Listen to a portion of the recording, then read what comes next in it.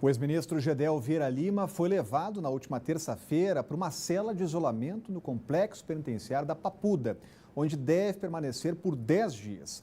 Gedel desrespeitou um agente penitenciário durante uma revista pessoal, que é um procedimento de rotina. A informação foi confirmada pela Subsecretaria do Sistema Penitenciário do Distrito Federal. A ocorrência foi registrada na Delegacia de São Sebastião.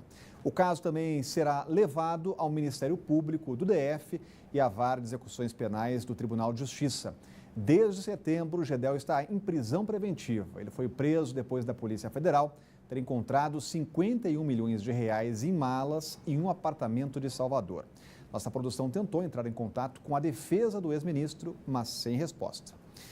E o ministro do Supremo Tribunal Federal, Marco Aurélio Mello, concedeu habeas corpus ao deputado cassado Eduardo Cunha. Mas o ex-presidente da Câmara vai continuar na cadeia. Os detalhes chegando ao vivo com a Renata Dourado.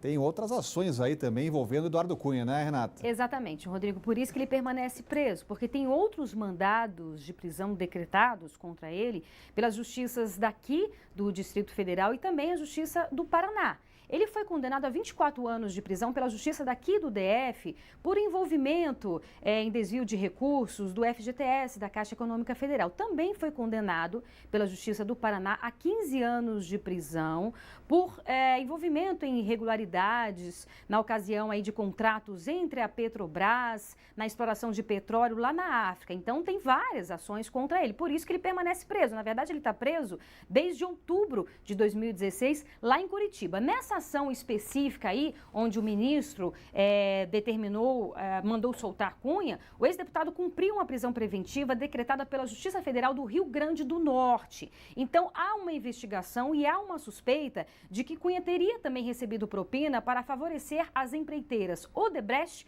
e OAS nas obras do estádio da Arena das Dunas para a Copa do Mundo, ainda envolvendo aí estádios da Copa do Mundo em 2014. O advogado de Cunha se manifestou, disse que essa prisão referente a essa investigação era ilegal, desnecessária e que não existem provas que incriminem Cunha. Então, como a gente está dizendo aí, apesar dessa determinação, ele vai permanecer preso. E a gente lembra, a gente está vendo aí imagens de Eduardo Cunha, a gente lembra que Eduardo Cunha, se não foi o mais importante, foi um dos mais importantes políticos aí, né, o todo-poderoso do país e agora está preso. Rodrigo. Obrigado, Renata. Cláudio Humberto, será que Eduardo Cunha pode ser liberado da prisão ou não há essa possibilidade?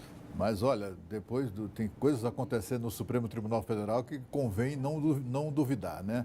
O problema é que essa decisão que foi tomada por um ministro da primeira turma, que é muito mais rigorosa do que a segunda turma, acontece no momento ou na mesma semana ou nos mesmos dias em que a senadora Gleisi Hoffmann foi inocentada, em que foi anulada a busca e apreensão na casa dela, mas a busca e apreensão era contra o marido, que é acusado de roubar pessoas que se endividaram com empréstimos consignados. A gente assistiu Zé Disseu indo para casa, condenado a 30 anos e 9 meses de cadeia, sendo libertado. Enfim, no meio disso tudo, surge a notícia de que um ministro da primeira turma do Supremo Tribunal Federal decidiu conceder liberdade a Eduardo Cunha, permitindo que ele vá para casa. Só que não, né? Ainda bem que tem outras condenações, outras medidas judiciais de prisão que afetam a liberdade do ex-presidente da Câmara dos Deputados, por isso ele vai ser mantido preso. Mas a pergunta que fica é a seguinte: até quando?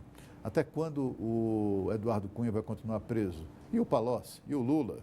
Fica tudo parecendo meio um ensaio para tentar soltar todos esses ladrões corruptos, condenados e já cumprindo sentença de prisão num Brasil que esperava já ter virado essa página da impunidade.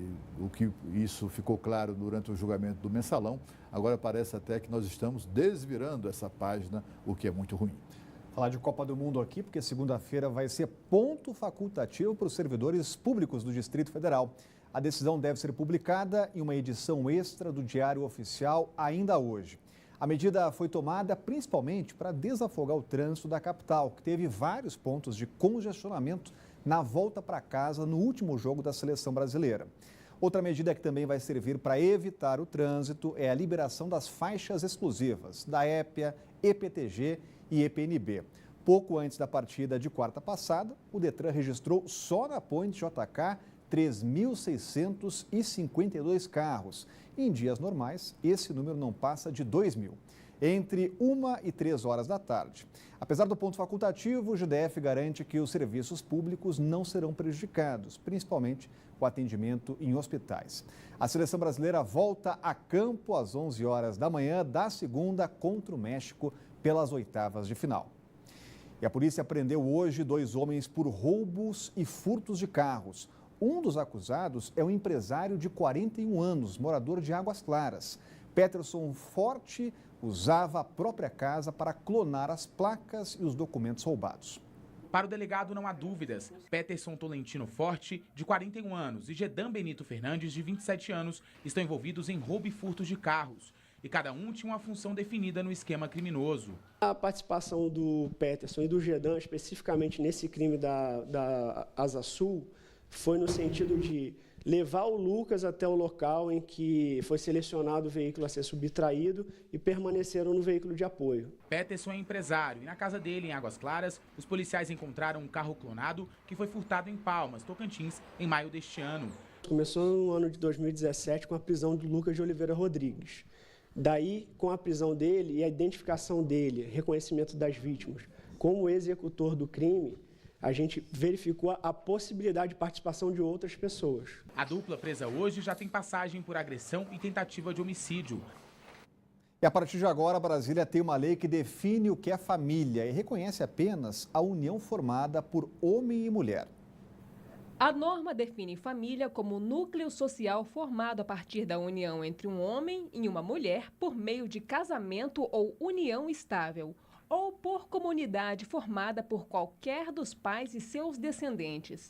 Sendo assim, o documento não reconhece a união entre casais do mesmo sexo.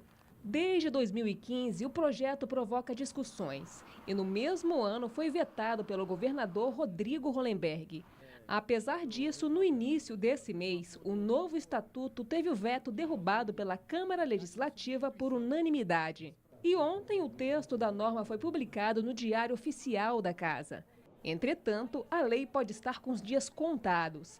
Já foi apresentado na Câmara um projeto para revogar o texto. Além do novo projeto para derrubar a atual legislação, ativistas LGBTI buscaram no Ministério Público do Distrito Federal para uma ação de inconstitucionalidade contra a matéria. E a seguir, a festa de aniversário de 11 anos da Rádio Band News FM. A gente volta já já, é só um instante.